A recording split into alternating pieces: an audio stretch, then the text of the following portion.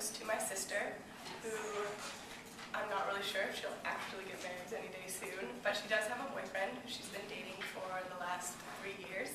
He's from the same town as us, and we've gone to school with him since kindergarten. Their wedding, if it takes place, I believe it will take place in Hawaii. It will be very just casual with some family and friends. Sunny day. My sister is kind of a hippie child, so I believe her dress will just be flowy and just casual as all get out. So, here's to Jessie. I wanted to welcome everyone to this ceremony, first of all, and introduce myself. My name is Hannah Bell. I am Jessie's little sister. I feel privileged to give this toast today to my sister. Growing up with her was not easy, but I always looked up to her, no matter how afraid of her that I was. Right now I want to talk about her and her life and the influence that she had on me. And by talking about her life and Jared's influence on her, I think that it will show that their happiness together will last forever. I want to tell you a little bit about my sister because, of course, growing up with her, it was all about her. It's weird to think that my sister, your Highness, as me and my brother used to call her, is getting married, and to Canby's own, Jared Wade. Looking back when we were kids, Jessie was a sibling that I did not play Barbies with, and didn't climb trees with, and didn't play house with, and never fought with. Both my brother and I were too afraid of her to start anything. Jessie always had this look. If you got the look, you knew to leave her alone. She was like the Ice Queen from Narnia. Her look would turn you to stone. But she was always the one that I looked up with. I wanted to be her. I wanted to do the things that she did, and I wanted to be the person that she was. She had a kind of power over people. I especially wanted to look like her. I wanted to wear her clothes. This got me in a bit of trouble throughout the years when I got into the habit of borrowing her clothes. If we ever fought over anything, it was over me borrowing her clothes. Jessie has always been an independent child. She's intelligent, and she never lets anyone boss her around. I envied my sister's power. Thinking about us as little kids, it's funny. I was the child who wanted 20 babies and wanted to be married right out of high school. Jessie, me and my brother always looked at her and thought that she would be some high-powered boss of a multi-million-dollar company living in uptown New York, a single for the rest of her life. But things change. I never thought that she needed anything else to complete her. She was so independent. I remember living with Jessie throughout high school. It wasn't very fun. It seemed like Jessie was unhappy. Looking from an outside perspective, it seemed like she clashed with my parents. She did not enjoy her high school career. And it wasn't until college that I saw a change in her. She came home from breaks a bit more happy, but nothing was like when she met Jared. Jared and her had been friends for a long time, but they had never seriously dated. When she came home with Jared, I saw a huge change. Jessie, for the first time in my life, was happy. I remember one time Jessie brought Jared home, and they were playing in the living room. This was their sophomore year in college, so Jessie was older. And I remember watching them. They decided to play circus in the living room. Jared had hoisted Jessie up like an airplane in the air and was swinging her around.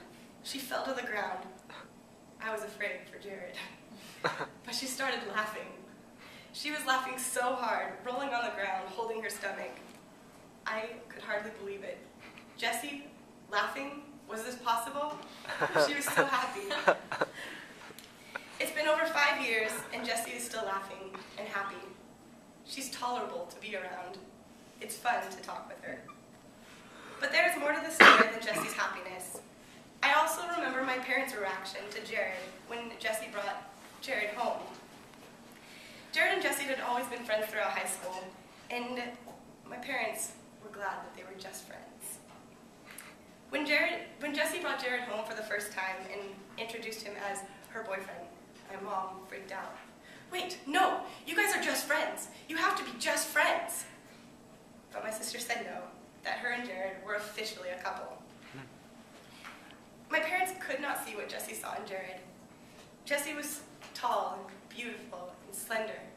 And Jared was kind of a little boy still growing up into his baby fat, but he was funny.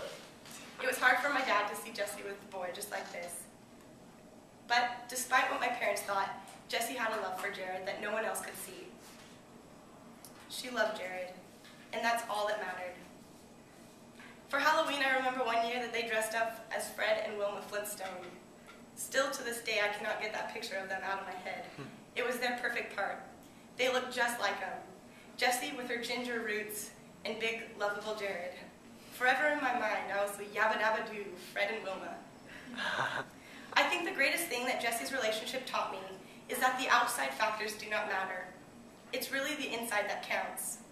Looks will fade, gray hair will come, skin will begin to sag, but the personality and how the other person makes you feel is what will always last. I think that Jessie and Jared have a unique relationship, one that goes much deeper than looks. They found the one person who makes them laugh. They found the one person who makes them happy, on the inside and out. And I think that's something that we can all take a lesson from. We need to look deeper than the outer appearance. We all need to find someone who makes us happy when everything else is sad, the one who brings out the best in us. Jessie's happiness because of Jared has helped to form better relationships for everyone. Because of Jared, Jessie is happy. So I have a few words of advice for Jared.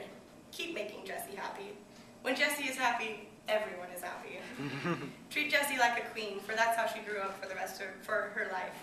Yours is her hininess at home, has got her head big, and this is how she needs to be treated. Be sure to be careful when waking her up in the morning. She gets cranky. We used to draw straws for the person who got to wake her up. Just be forewarned.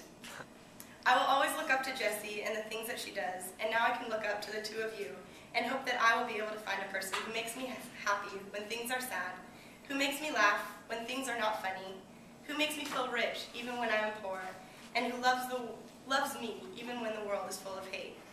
Thank you, Jessie, for being there for me, and thank you, Jared, for making my sister happy. Thank you both for the example that you show me.